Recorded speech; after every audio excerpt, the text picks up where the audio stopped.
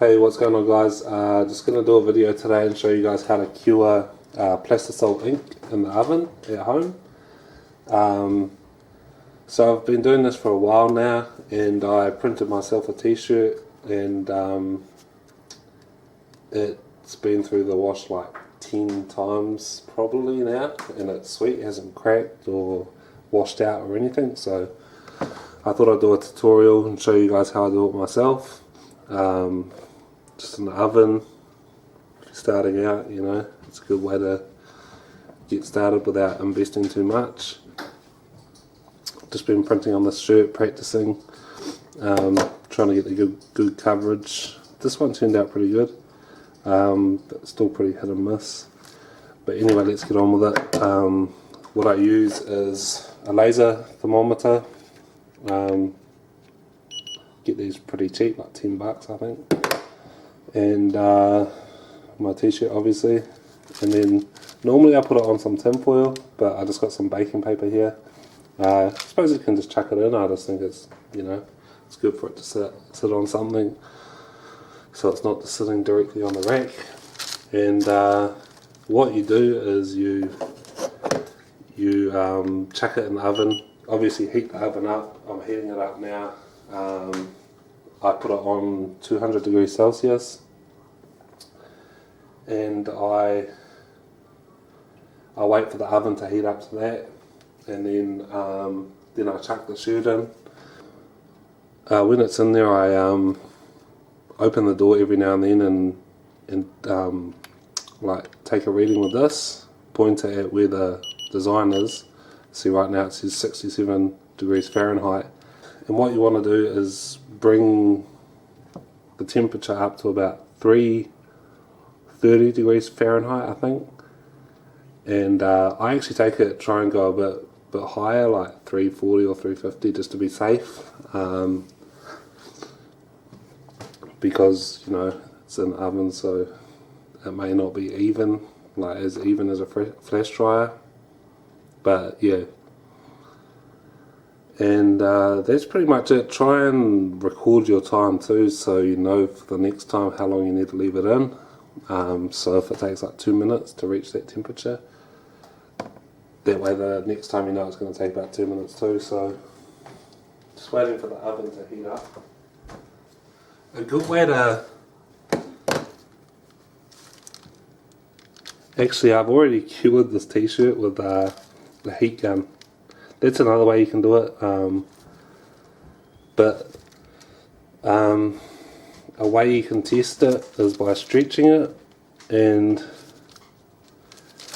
if it's not cured, or like that one there, I haven't cured this one, it kind of cracks. I don't know if you can see it. You can see the cracks, but when it's cured, it's just like that. So that's one way to test as well, to see if it's cured.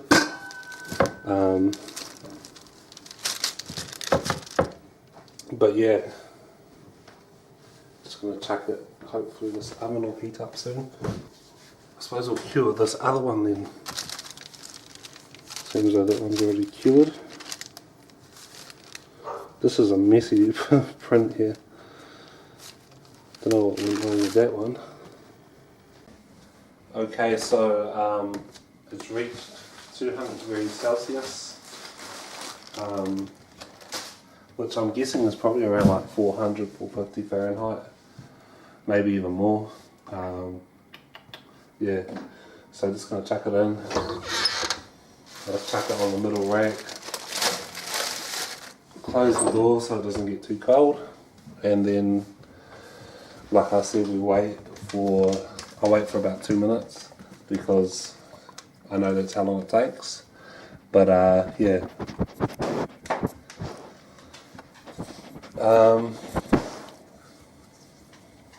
Yeah. Can't remember what else I was going to say. I know I was going to say something else, but for water-based ink, for speedball ink, I put it in about 180 or 200 for about 4 minutes. But yeah, because with water-based ink, I'm pretty sure it needs to like actually be like heated for some time. It's not just reaching the temperature, it's actually, you know, but yeah, what else was I going to say? Yeah, oh, the thing is, you definitely want to reach 330 degrees Fahrenheit and more. Like, it can go more. More is probably better than less, because if it's less, then it tends to wash out. But you still can go too high, I think, and if you go too high, it can crack. So I usually go up to like 350 sometimes, 360. I don't know how high is too high, because, you know, it's never really happened for me, but I've just read that for other people that's happened, so.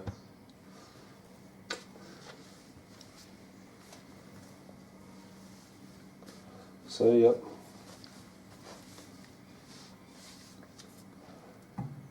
God, that must be 1 minute, eh? Just pop the door.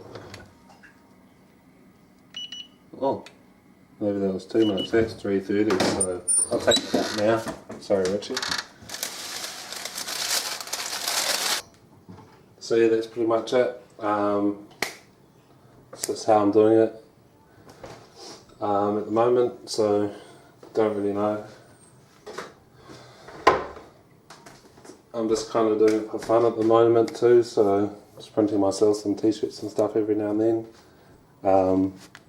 So if you're just doing that too, you probably don't want to invest in